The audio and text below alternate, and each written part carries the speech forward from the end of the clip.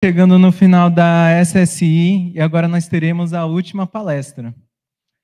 Com vocês, nós vamos ter as 3 pessoas mais aleatórias da IASH, topo de linha.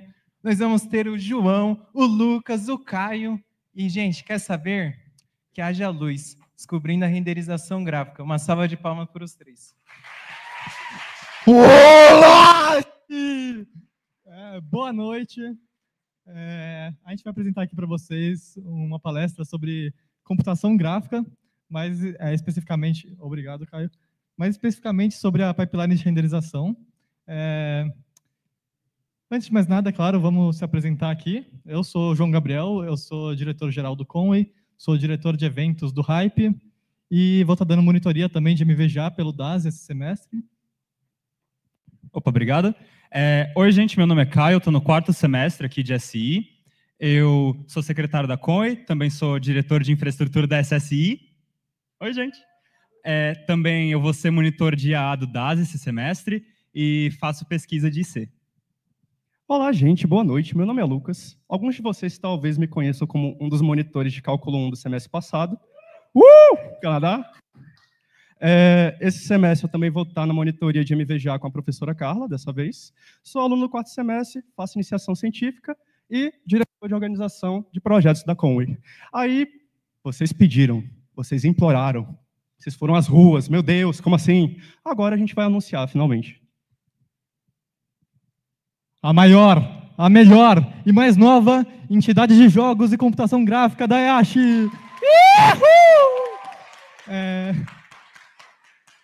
Pessoal, obrigado. Pessoal que se interessa por jogos, não sei se vocês viram a palestra da Lia na segunda-feira, que falou sobre o mercado de jogos em São Paulo e tal.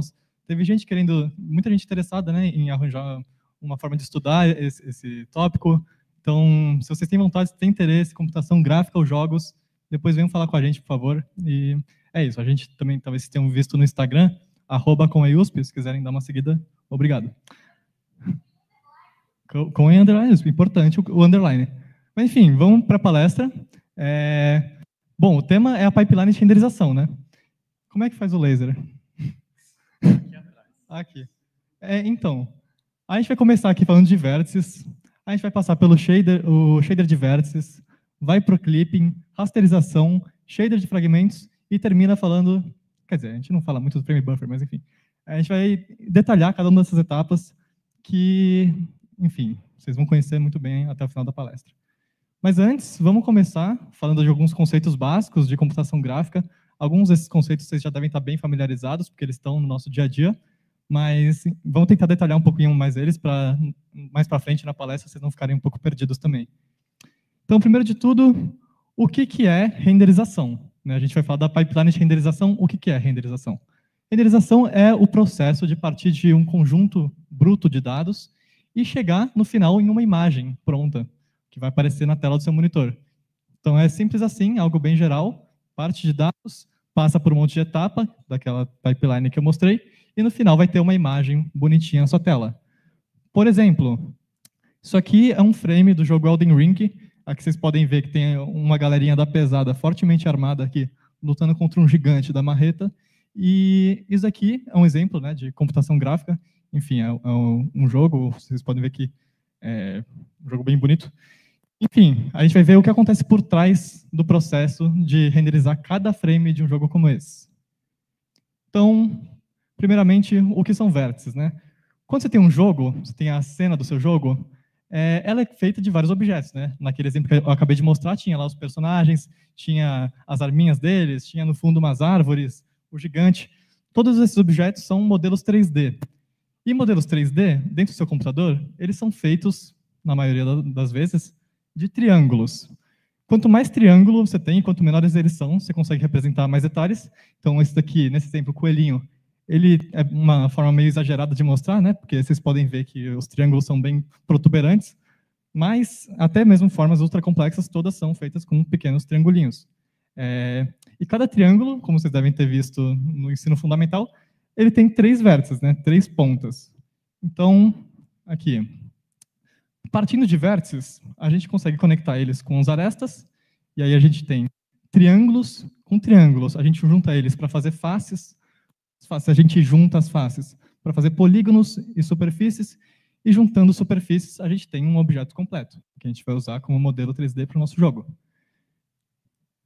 Cada vértice que a gente vai tratar aqui, como a gente vai estar lidando com renderização 3D, ele vai ter 3 componentes nas suas coordenadas.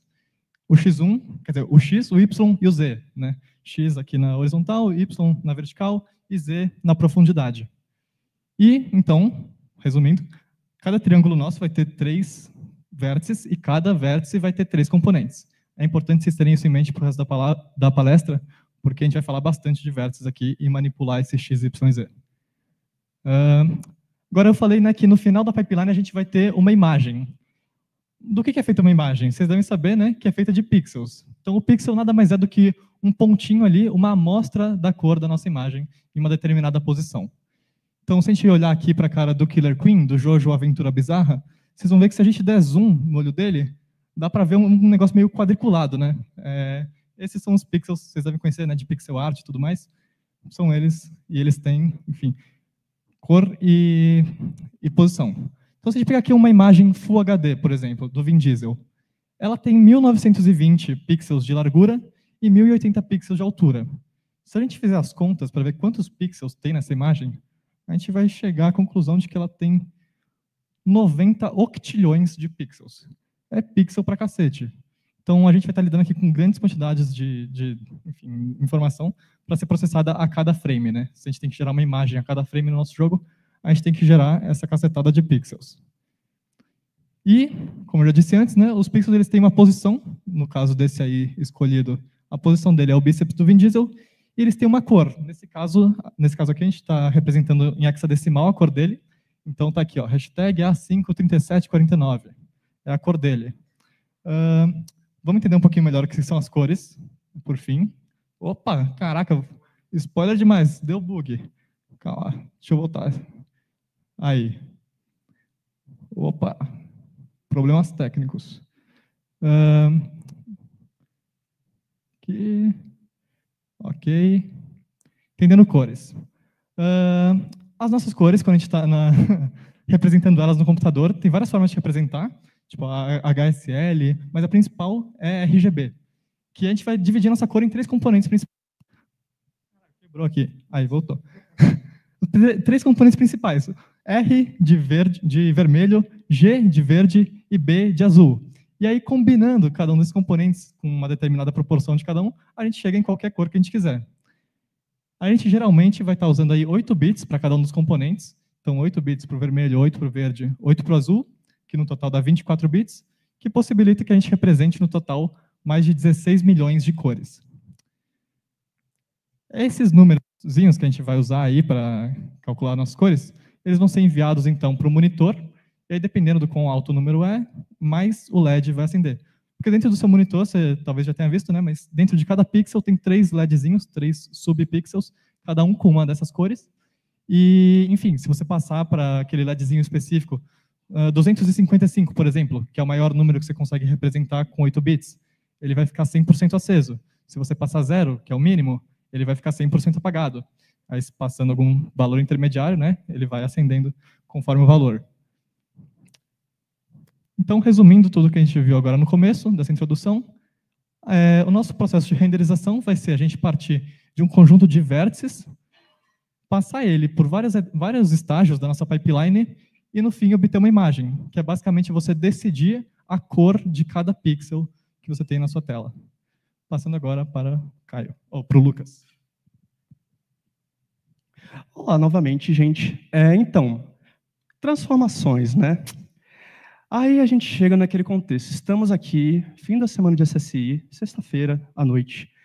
E sim, eu vou mostrar para vocês em breve, muito breve, matrizes, vetores, geometria analítica. Complicado, eu sei.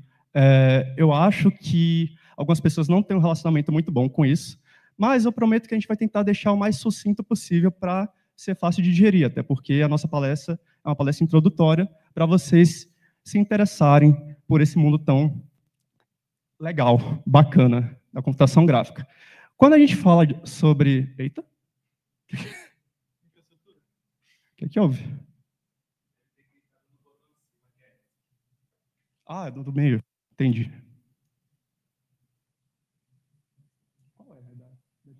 Ah, tá. Certo, então vamos lá. Problemas técnicos. A gente tem três principais transformações quando a gente fala sobre computação gráfica, na nossa simulação, na nossa modelagem. A gente tem o dimensionamento, a translação e a rotação. Dimensionamento é literalmente a gente definir o tamanho de um objeto. Quando a gente quer, não sei, a gente idealiza o mundo, por exemplo, Lucas, eu quero fazer uma modelagem realista de um formigueiro. Você quer que uma formiga tenha o tamanho de uma formiga, mas se você quiser, por exemplo, fazer um mundo onde uma formiga tem o tamanho de um elefante, na computação gráfica é possível, e você utiliza esse tipo de matriz de transformação para redimensionar o seu objeto. Na parte de translação, é literalmente você mexer seus elementos pelo mundo. Você move, basicamente, você translada os objetos. E rotação, intuitivamente, o quê? Você altera a direção e o sentido dos seus objetos, conforme o tempo for passando, enfim, conforme a sua necessidade naquele mundo. Então, vamos começar pelo dimensionamento.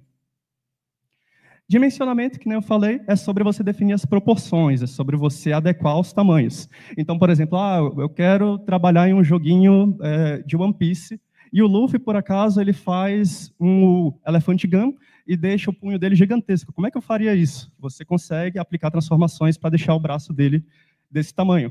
Para isso, a gente usa matrizes, novamente, perdão por estar fazendo vocês passarem por isso, mas é a vida, tenho certeza que vai ser proveitoso vocês entenderem.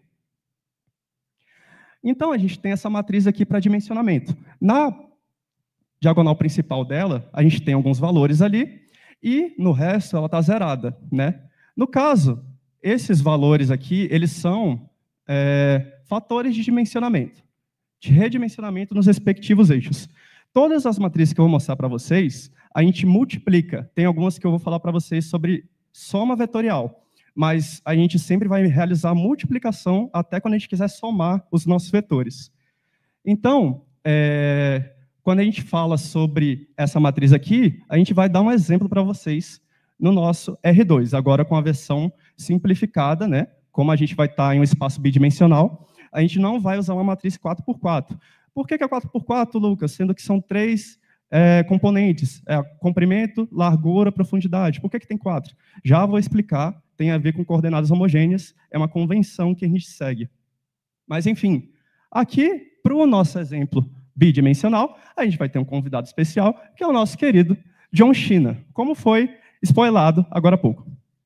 Agora, observem de perto a cara ilústrida desse homem. Que coisa maravilhosa, né? Um pouquinho mal recortada, a gente achou que ia ficar engraçado, mas mentira, na verdade, a gente ficou com preguiça de cortar direito. Então, percebam, da ponta do nariz desse homem até a costeleta ali, um pouquinho antes da orelha, existe uma distância, certo?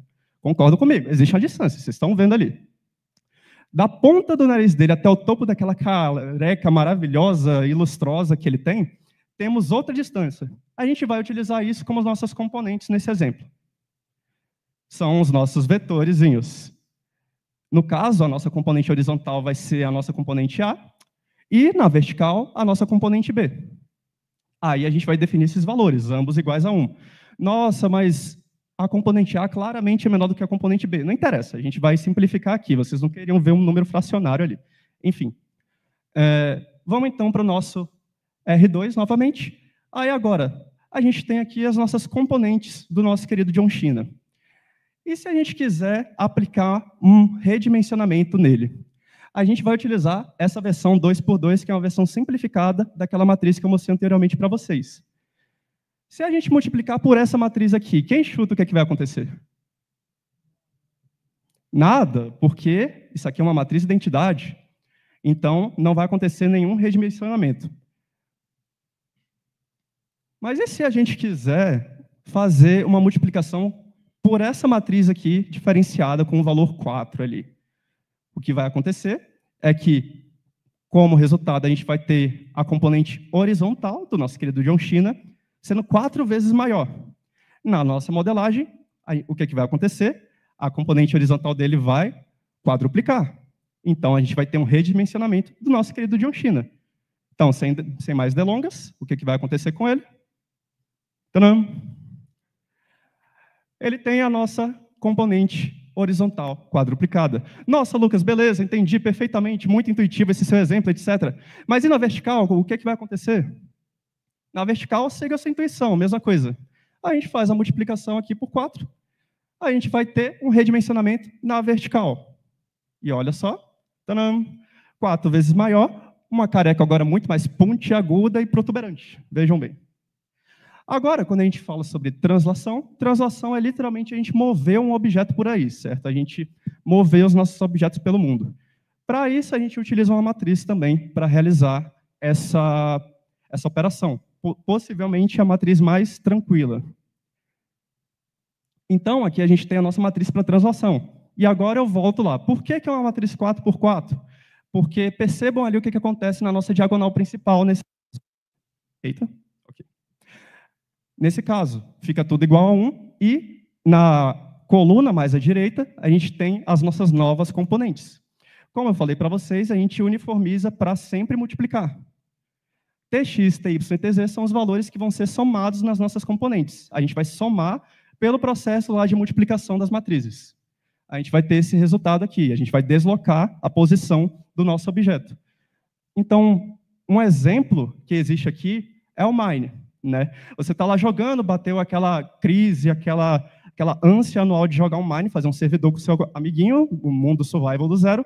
Nossa, vamos jogar um Mine, beleza. Aí você entra, nossa, amigão, você está onde aí no mapa? Ah, beleza, aperta F3, eu estou X200, Y100, Z20, sei lá. Nossa, não, eu estou X menos 1000. Lascou, você vai ter que andar por 1 hora para chegar na casa do seu amigo. É um exemplo de translação. As coordenadas do Mine são dadas em relação à origem do nosso mundo, ao 000. E aí, então, quando você vai lá, beleza, F3, você apertou, aperta W, você anda para frente, o que acontece? As suas coordenadas mudam. O que você está fazendo? Uma transformação. Você está formando vetores, você está alterando a posição do seu personagem. E aí, agora, quando a gente fala sobre rotação, rotação também é um pouco intuitivo, mas ela, de longe, é a transformação mais chata. A gente tem 3 matrizes, uma para cada componente. A gente tem 3 componentes, né? Então vai ser um caso para cada. E aqui, eu não quero, de novo, eu não quero que vocês entendam, que vocês decorem, etc. Não, eu só quero que vocês, pelo menos, tenham uma noção do que está acontecendo aqui. Percebam ali as posições das nossas funções trigonométricas e do ângulo. Quando a gente multiplica pela nossa componente, percebam, a componente x, ela não está em função de outra coisa que não ela mesma, correto? E as outras estão em função de funções trigonométricas ou até mesmo de outras variáveis, né, das outras componentes. O que vai acontecer aqui? Você vai travar o seu objeto no eixo x e vai rotacionar ele ao redor, certo? Então, como exemplo, a gente tem esse Dorito aqui, e aí vocês não estão vendo mais, agora vocês veem, eles estão girando em torno do eixo x. Quando a gente fala do eixo y, a gente tem aqui, né, enfim, chato, a gente multiplica, e aí a gente tem que a nossa componente y vai estar isolada, e as outras vão estar em função do ângulo também, etc. O que vai acontecer? A gente tem como exemplo o nosso querido gorila, ou, para os mais íntimos, golira. Ele vai estar girando aqui, vocês não estão percebendo, ele está girando em torno do eixo vertical. A gente trava a nossa componente y e ele gira ao redor dela. Por fim, eixo z, essa componente aqui, quer dizer, essa matriz aqui que a gente vai multiplicar, a gente vai ter esse resultado, de novo, componente z só em função dela mesma, outras componentes em função de outra coisa. Como exemplo, a gente tem aqui o Scorpion, vocês não estão vendo, ele está realizando esse golpezinho clássico dele, e ele está girando em torno do vetor de profundidade, certo? E aqui a gente tem os nossos 3 exemplos de rotação. Nossa, Lucas, mas que chato e tal, são 3 matrizes, eu vou ter que decorar, não tem outro jeito. Olha, existem quartenhos, só que tipo, a gente não vai mostrar isso para vocês aqui, existem outros métodos, mas tem também uma matriz genérica de rotação. Aí vocês, poxa, por que você mostrou tudo isso? Tem uma matriz genérica que faz tudo. Tem um problema com ela. Eu estou enrolando para mostrar para vocês, porque tem um problema com ela, e eu não vou falar mais nada, vou deixar vocês verem com seus próprios olhos. 3, 2, 1. Ai, que delícia, hein? Muito linda. O amor materno faz com que as pessoas olhem para os seus filhos, né, as mães olhem para o filho e pensem, nossa, que coisa linda. Mas se você olhasse para a cara do seu filho e ele tivesse essa cara aqui, você ia achar ele bonito? Não ia, né? Eu sei que você não ia. Enfim. Tem 2 problemas com isso. Ah, Lucas, mas o que importa é a personalidade, não interessa. Vamos lá, mais problemas. Feiura, aquela matriz genérica, ela é muito feia, meu Deus do céu. Nada amigável para quem não está acostumado com esse tipo de coisa. E a não comutatividade. Reza a lenda que se você somar A com B, você tem a mesma coisa que somar B com A. Nesse caso, não, a ordem dos fatores importa o resultado. Então, a gente tem sempre que pensar na ordem que a gente vai rotacionar as nossas matrizes. Esses são os 2 principais problemas. E por que a gente, então, usa as matrizes e tal? Olha, complexidade de tempo. IAA, vamos lá, vocês que estão tendo IAA ou já tiveram IAA. Se vocês fossem para cada vértice da sua modelagem, da sua simulação, fazer uma operação a respeito, ia dar muito trabalho você aplicar cada transformaçãozinha, uma por vez em cada vértice. O que a gente consegue fazer a partir das matrizes é codificar tudo em uma única matriz e aí, então, depois só aplicar para o resto. E aí fica muito mais tranquilo de desenvolver a partir dali. Então, perceba, a gente tem alguns processos aqui. Um exemplo é, pensa só que a gente tem a nossa modelagem, aí a gente quer aplicar uma translação, depois uma rotação, um dimensionamento e uma translação. Aí imagina só que você vai fazer essas 4 operações em seguida em todas. Aí vai for, int, blá, blá, blá. Ah, translação, rotação, dimensionamento. Incrementa a variável. Translação, rotação, dimensionamento, translação. Enfim, o que a gente pode fazer para contornar isso é unificar tudo em uma única matriz e aplicar tudo em uma única transformação para cada um dos nossos vetores. Então, essa é a nossa principal motivação, a complexidade de tempo, que aí está fazendo IAA, o quê? Reduz por 4 nesse caso, né? A gente divide por 4 a nossa complexidade de tempo. Então, é muita coisa. Pensem que isso daqui é um exemplo muito contido, né? A gente tem simulações gráficas muito complexas hoje em dia, que inclusive o Caio vai mostrar depois para vocês. Enfim, agora passando para o João, ele vai falar sobre espaços para vocês. Obrigado. Então, uma das utilidades, assim, o Lucas demonstrou algumas das utilidades, né, das matrizes, mas existe mais uma, que é uma das principais, que é nos transportar entre espaços. Eu já explico o que são os espaços, mas basicamente a gente vai falar agora, por enquanto, de 3 espaços principais: o espaço local, o espaço de mundo e o espaço de visão. O espaço de mundo se trata dos nossos próprios modelos em isolamento, que a gente vai usar em um jogo, por exemplo. O espaço de mundo se trata do mundo realmente do nosso jogo, então quando a gente junta todos eles para formar uma cena do nosso jogo. E o espaço de visão é quando a gente aplica uma câmera, né? Quando a gente coloca tudo em uma perspectiva. Mas antes, vamos entender melhor o que é um espaço. O espaço, basicamente, ele vai ter que ter eixos e uma origem. É basicamente isso, né? Vocês estão vendo MVJ, estão vendo aí espaços vetoriais. Isso aqui é um leve resumo, né, do que é.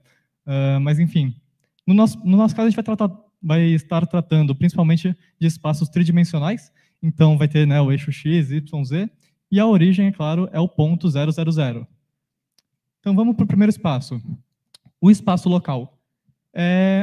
O negócio do espaço local é o seguinte: a gente vai ter um frame de referência, que vai ser, como sempre, a origem, né, o ponto 0, 0, 0, que vai ser própria de cada modelo.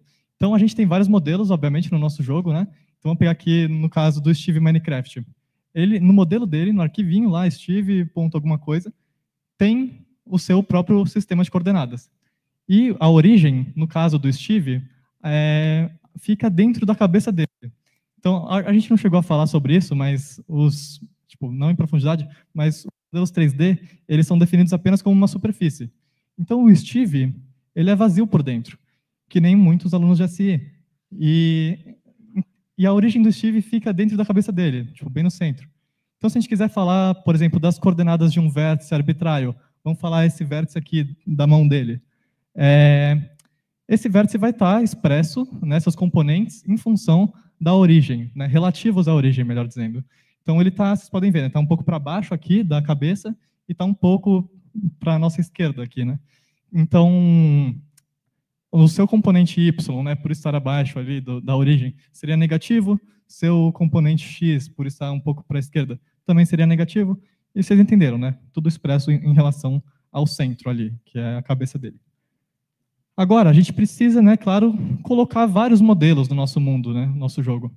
E para fazer isso, a gente vai usar as matrizes que o Lucas acabou de explicar para transformar cada modelo e transladar eles para seu local específico, redimensionar eles para que fiquem todos proporcionais uns aos outros. A gente vai rotacionar eles para que eles fiquem também com sua orientação correta, conforme a gente quer. Então, todas aquelas matrizes que ele explicou, a gente vai aplicar elas para levar nossos vértices do espaço local para o espaço do mundo. Entendeu? Então, a gente vai definir ali uma matrizona com a multiplicação que ele falou, né? A gente vai unir todos os tipos de transformação e vai aplicar em cada vértice de cada modelo para colocar eles em seus respectivos lugares. E o espaço de mundo, né, o World Space, ele tem também, obviamente, uma origem, né? No caso do Minecraft, vamos dizer que é o ponto onde o Steve spawna. Então, aquele ponto ali vai ser o 000 e todos os vértices vão passar, quando a gente transformar eles, a estarem relativos a esse ponto 000. E, por fim, até aqui, assim, o nosso mundo está num vácuo, ele está sem nenhuma relação com um ponto de vista específico, ele está no limbo. A gente, quando está jogando um jogo, a gente tem um ponto de vista. Então, a gente precisa transportar nossos vértices agora para o view space, o espaço de visão. O que significa isso? Significa que a gente vai colocar cada vértice agora relativo à posição da câmera. Então, a câmera do nosso jogo passa a ser a nossa origem. Então, a gente vai aplicar de novo a rotação, a translação e o redimensionamento, nesse caso, nem tanto, mas a gente vai transformar todos os vértices de novo para que eles entrem em frente à câmera. A parte que o jogador vê entre na frente da câmera e fique tudo num certo ponto de vista. Então, fazendo essas transformações, a gente chega aqui nesse ponto onde aqui está o Stevezinho na floresta e a floresta foi transportada para frente da câmera. É basicamente isso. E tem mais 2 espaços. Eu falei que tinha 3 agora há pouco, mas estava mentindo, né? A gente também tem o Clip Space e o Screen Space. O Clip Space é um pouco contraintuitivo, vou tentar deixar mais fácil. E o Screen Space, por outro lado, é bem intuitivo, vocês vão entender rapidinho. Mas, basicamente, o Clip Space trata de circundar todos os vértices que vão ser úteis para a gente daqui para frente. Todos os vértices que vão ser visíveis na nossa tela. E o Screen Space, como o nome sugere, ele é realmente o espaço da tela. É a nossa janela ali onde está rodando o jogo ou a aplicação gráfica, que seja. Então, aqui, o Clip Space, detalhando um pouco mais.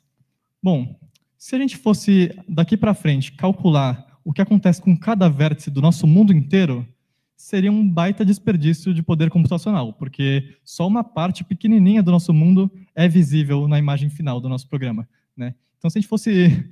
O mundo do Minecraft, vocês sabem, né? É infinito, assim, basicamente. Então, não dá para ficar fazendo computação, renderização para ele inteiro. Então, a gente limita ali uma porção do que é visível e a gente vai descartar todo o vértice que fique para fora dessa porção. Então, basicamente, o Clip Space ele é um cubo onde ficam os vértices que são visíveis, onde ficam os objetos visíveis. E... Calma aí. E, para fazer isso, para colocar os objetos em um cubo, a gente tem que aplicar uma projeção, uma transformação de projeção. Tem 2 que a gente vai tratar aqui, as principais, que são a projeção ortogonal e a projeção de perspectiva. O que acontece? Na vida real, se vocês perceberem, as coisas que estão distantes, elas são menorzinhas, né? Conforme uma coisa vai se distanciando de você, menor ela vai ficando. Enquanto uma coisa pequenininha, sei lá, uma ameba, se você bota ela pertinho do seu olho, você consegue enxergar ela, né? Ela fica maior. Então, a projeção ortogonal, essa daqui, ela ignora completamente esse fato. Ela fala assim, não, os objetos todos têm o mesmo tamanho, ela basicamente só puxa eles assim e dane-se assim, o tamanho relativo à distância. A distância é completamente desconsiderada. Então, isso aqui não fica realista para jogos 3D, mas é bem útil para jogos 2D, né? Você pode ter ali várias camadas, né, do seu cenário, sei lá, mas você não quer perder aquela proporção entre os pixels, né? Você quer que todos os pixels tenham o mesmo tamanho, que eles não fiquem desalinhados e tudo mais. Então, você pode usar a projeção ortográfica para isso, né, para manter esse sentido. Mas se você quiser uma coisa mais realista, né, e simular esse efeito de objetos distantes serem menores do que os que estão perto, aí você usa uma projeção de perspectiva, que vai basicamente dividir o tamanho de cada objeto pela distância que ele tem para a câmera. Então, isso é o que eles fazem nos jogos 3D, obviamente. E, por fim, a gente vai para o Screen Space, que é o espaço da tela do seu jogo, realmente. Então, depois de ter colocado tudo no Clip Space, a gente aplica uma transformação chamada transformação de viewport. Ele está animado para o Silksong. E, enfim, as nossas coordenadas até agora elas eram todas tridimensionais, né? A gente tinha componente x, y, z para cada vértice. Aqui a gente vai reduzir isso. A gente vai fazer uma transformação que abaixa a dimensão dos nossos vértices, basicamente. A gente vai mapear cada um deles para uma posição na nossa tela. Eles vão deixar de ser 3D e vão passar a ser 2D. É isso, passando agora para o Caio. Ok, muito obrigado. Bom, a gente falou de coisa muito interessante, né? Matrizes, espaços, as coisas. Que tal a gente ir agora para a parte mais legal? A gente vai seguir com a pipeline de renderização e falar sobre rasterização. O que é rasterização? A gente definiu nossos vértices, manipulou eles pelo nosso espaço e dimensionou eles. Agora a gente tem que transformar eles em cores. A gente vai fazer isso rasterizando. Rasterizando é basicamente a gente criar essa grade, não sei se dá para ver direito para o pessoal do fundo, mas a gente cria uma grade onde cada célula vai ser a cor do nosso pixel. No caso, a cor do fragmento. Mas o que raios é um fragmento? Bom, o fragmento ele é o candidato a pixel. Cada primitivo, que a gente chama, cada triângulo, vai ter o seu conjunto de fragmentos. Esses fragmentos vão ter suas cores, suas posições e outras informações importantes ali para a gente determinar se esse fragmento vai realmente ser usado na renderização final. Por isso ele é candidato. Aqui tem um exemplo nessa imagem. A gente criou um cubo, definindo nossos vértices e fazendo nossos fragmentos aqui na segunda imagem. Acontece que os triângulos da face de trás do cubo também vão ter seus fragmentos, também vão ter uma cor associada. Só que, se eu estiver vendo o cubo dessa orientação, eu não consigo ver as faces de trás. E esses candidatos, eles vão ser descartados, removidos ali no processo que a gente chama de blending. Então, o fragmento é isso. Ele é o candidato a pixel. As propriedades que o fragmento já tem, eu já falei algumas. A gente tem a posição, uns vetores normais ali para saber para onde ele está apontando, a cor que a gente quer que ele tenha, e umas informações de textura que eu vou explicar mais para frente que raios é uma textura. O resumo é muito longo, eu não vou ler. Agora a gente vai para a parte final aqui para a gente encerrar, falar sobre shaders. O que é um shader? Um shader é um programa que roda na sua GPU, na sua placa de vídeo, e ele basicamente permite você controlar as interações na pipeline. Acontece que, por que a gente vai usar a GPU? Bom, a GPU ela é muito especializada em renderizar gráficos, em fazer computação em paralelo, em trabalhar com as matrizes que o Lucas falou.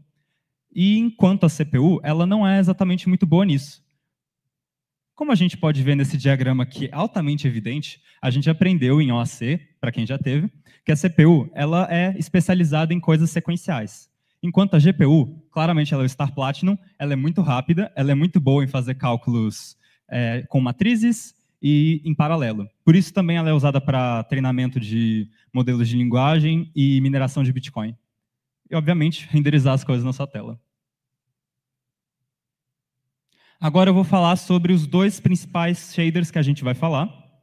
O Vertex Shader, que é o shader de vértices, e o Fragment Shader, que é o shader de fragmentos. O Vertex Shader, ele recebe os nossos vértices, ele faz ali as nossas transformações e tal, e depois devolve as coordenadas normalizadas, e depois passa para o vértice de fragmento, ele passa para o shader de fragmentos, que recebe os fragmentos, e determina as cores que os fragmentos vão ter. Coisa simples. E aí, recapitulando aqui, onde raios a gente está na pipeline? Tipo, a gente falou de muita coisa, mas não chegamos ainda em lugar nenhum. A gente estava lá naquele quadradinho branco, definiu os nossos vértices, aí a gente definiu nossas matrizes, que a gente quer transformar no nosso mundo, etc., e fazer cálculos. A gente vai passar isso para o shader de vértices. Do shader de vértices vai ter o clipping, que o João falou, do clip space, que é cortar os vértices que não vão ser utilizados. A rasterização, que a gente vai criar os nossos fragmentos, vai passar pelo shader de fragmentos, que vai definir as cores desses fragmentos, e, por fim, o frame buffer, que nada mais é que uma região de memória ali que vai guardar a próxima cena, o próximo frame que vai aparecer na sua tela. Porque, senão, a sua tela ia se decompor assim e se recompor no meio, se não tivesse o frame buffer. Se ele tem o frame, ele consegue substituir assim direto e fica uma transição muito mais limpa. Agora, por que shader é legal? Shader é legal porque a gente pode customizar shader. A gente está num curso de programação, a gente gosta de programar, alguns. E aí, basicamente, a gente pode programar as nossas próprias shaders para fazer o que a gente quiser. Tanto que tem esse cara aqui, que a gente está basicamente puxando o saco dele. O nome é Inigo Quinsley. Ele basicamente é um cara que ensina sobre escrever shaders e como... Ele ensina como escrever shaders. Ele tem vários exemplos de shader, de programas de shaders ali no site dele. Eu acho que não dá para ler o link. É equiless.org. Depois a gente vai liberar os slides, aí vocês podem acessar o site e ver tudo que ele faz. É muito legal. Ele tem tutoriais também. Vamos mostrar um exemplo dele depois. Agora, falar mais diretamente sobre os shaders individuais. O shader de vértice, o que ele recebe? Os vértices. Ele recebe as matrizes que a gente quer para fazer as transformações.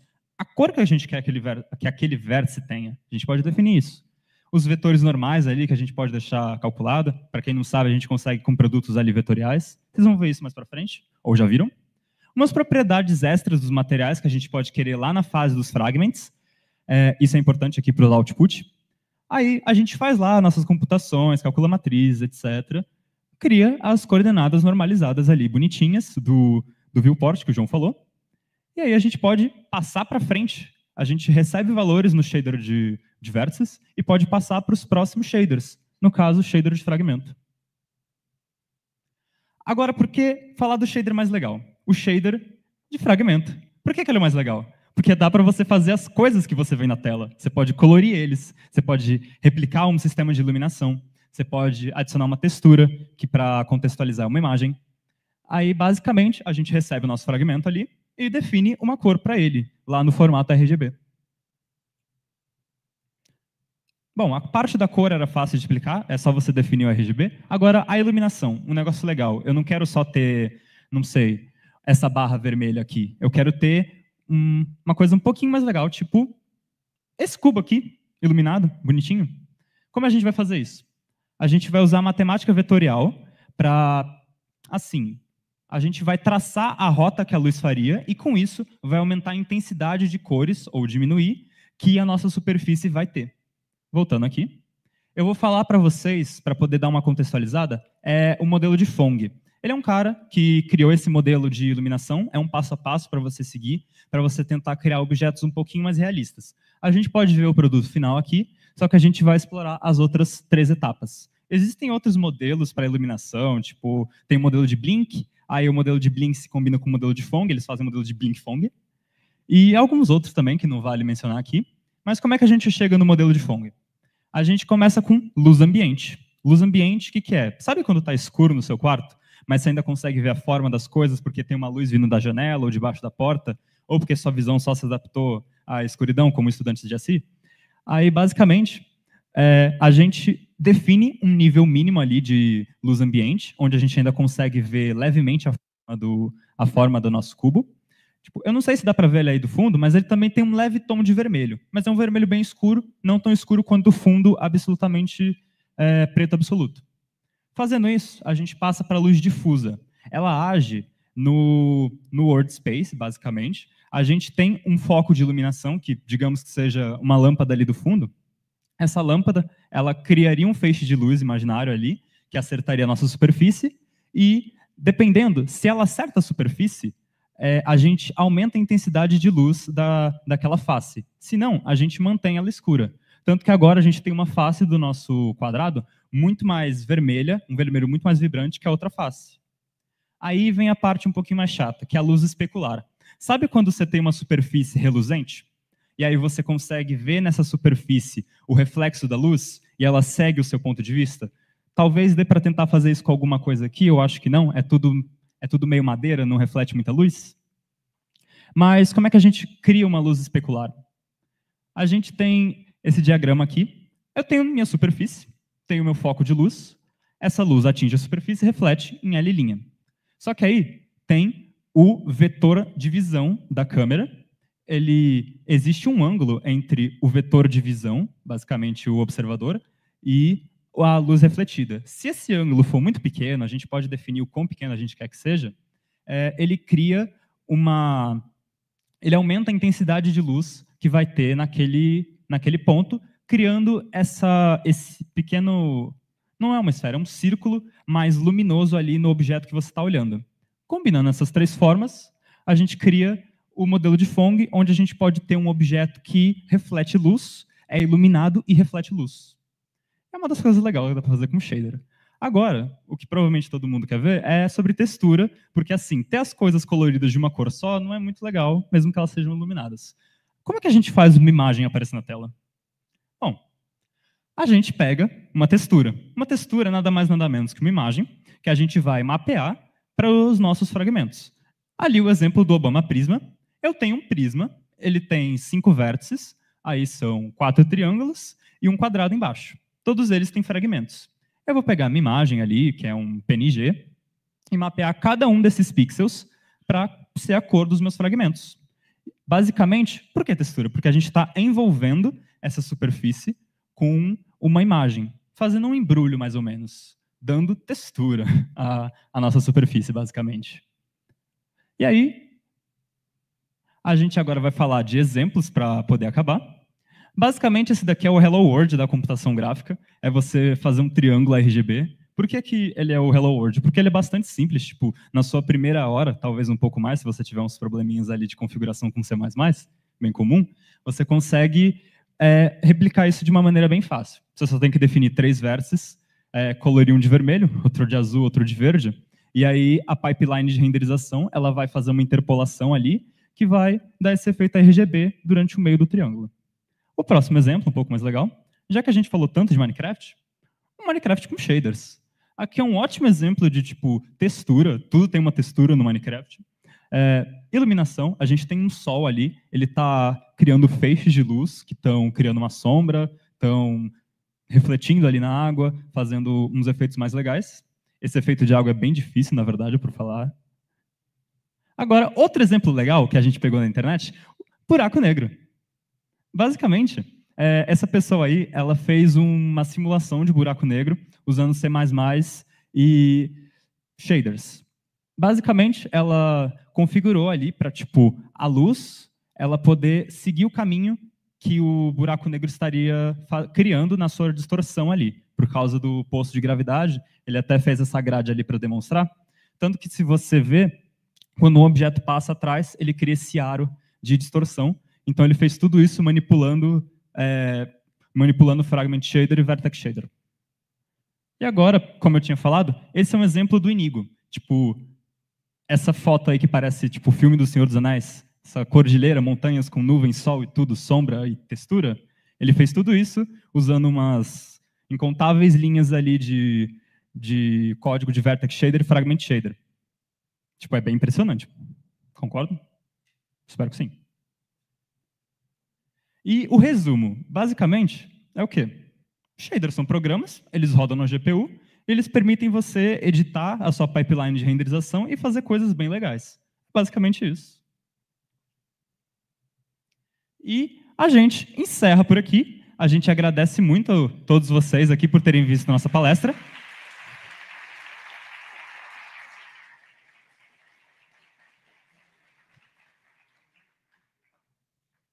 Acontece que tem um prólogo. Entre na Conway agora, imediatamente. Mas não exatamente agora, porque a gente não tem um processo seletivo aberto, mas processo seletivo em breve. E agora segue a gente nas redes sociais, tipo, imediatamente.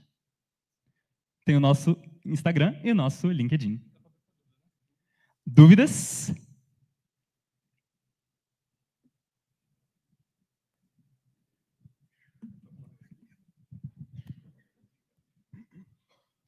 Oi. Aqui. Oi. Primeiro, cara, que apresentação absurda. Muito bom. Vocês conseguiram resumir, assim, sei lá, uns 3 meses da minha vida em aí 1 hora. Muito bom. Queria eu ter assistido isso lá na pandemia, um tempo atrás. E são 2 dúvidas, na verdade. A primeira e a que mais me intriga é, na época... Desculpa. Na época eu ainda era estudante de ensino médio, então para mim foi um pouquinho demais quando começou a entrar em quaternions, enfim. Mas quais são as soluções para o Jinbao Lock, né? Que é quando você olha para cima e você quer olhar para o lado e acaba fazendo uma rotação no eixo Z, que não tem nada a ver com o que você queria. Eu não sei se tem uma solução, honestamente. Usar quaternions, né? Quaternions não tem isso. Mas com matrizes, eu acho, e números de Euler, eu acho que não tem como resolver. Você já ouviu falar daquele... Tem um número um vídeo do Computer File, se eu não me engano, ou do Number File, sei lá, que ele mostra até que aconteceu algo do tipo com a INSS, se eu não me engano, a Estação Espacial, que tipo, estava em uma missão, tinha um rotator lá que entrou em Dibble Lock, e eles tiveram que, tipo, basicamente na mão, rodar o treco de volta. Mas, enfim, acho que é isso, não tem uma solução fácil. Entendi, isso é um pouquinho decepcionante.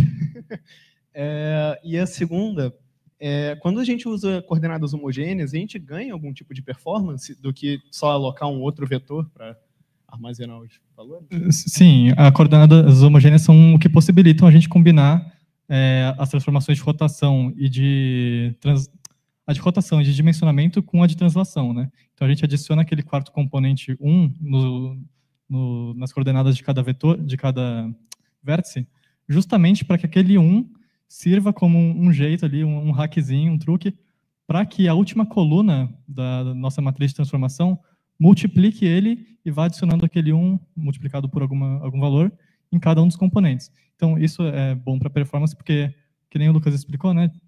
Em vez da gente ter que fazer tipo, se a gente quiser fazer mais de uma translação, isso pode parecer esquisito, né? Mas a gente pode ter que fazer isso.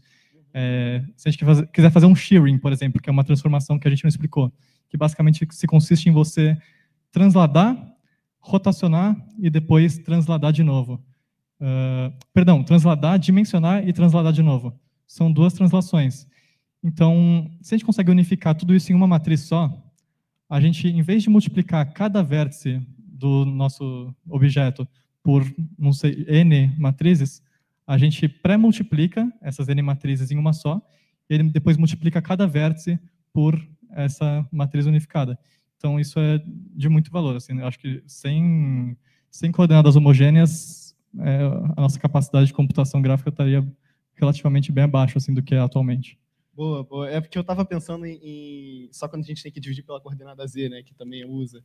Aí eu estava meio enviesado só nesse assunto. Aí eu não via muito sentido, mas realmente, pô. Muito obrigado de novo. Parabéns pela apresentação, muito boa. Obrigado pela pergunta.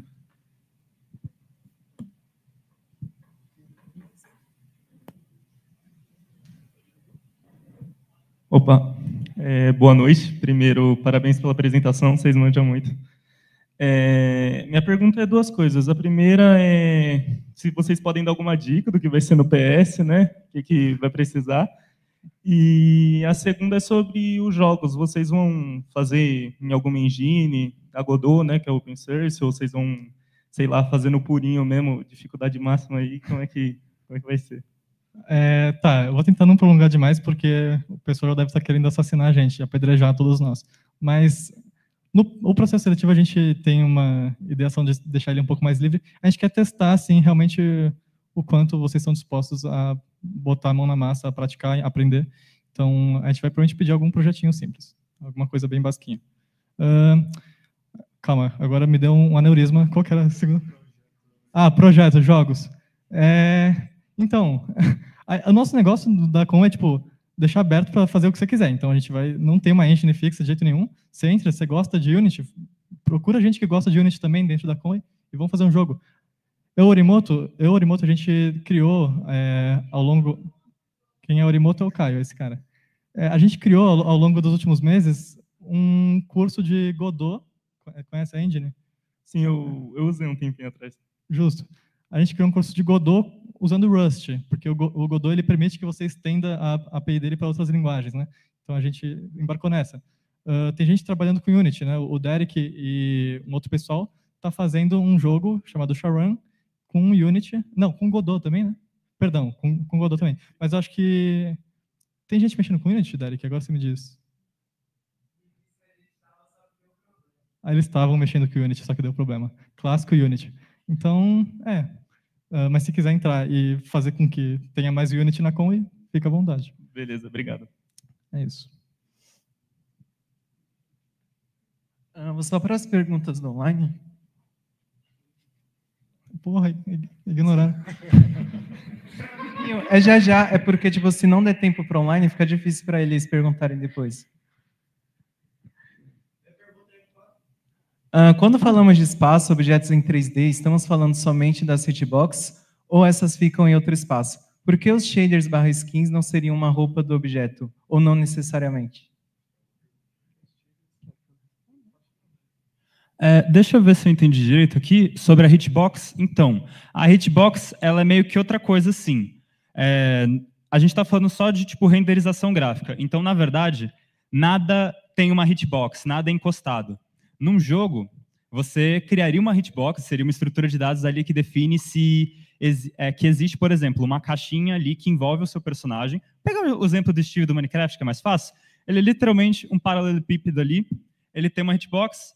Isso existe, aí as outras entidades do Minecraft, tipo zumbi e essas coisas, eles também têm uma hitbox parecida. Aí, se não me engano, eu acho que dá para calcular na CPU ou na GPU se essas hitbox estão encostando. Se sim, aí você faz um tratamento de colisão. Mas isso não tem exatamente a ver com renderização gráfica. Tipo, essas coisas não existem de verdade no espaço gráfico. Agora, sobre as skins, eu não entendi muito bem.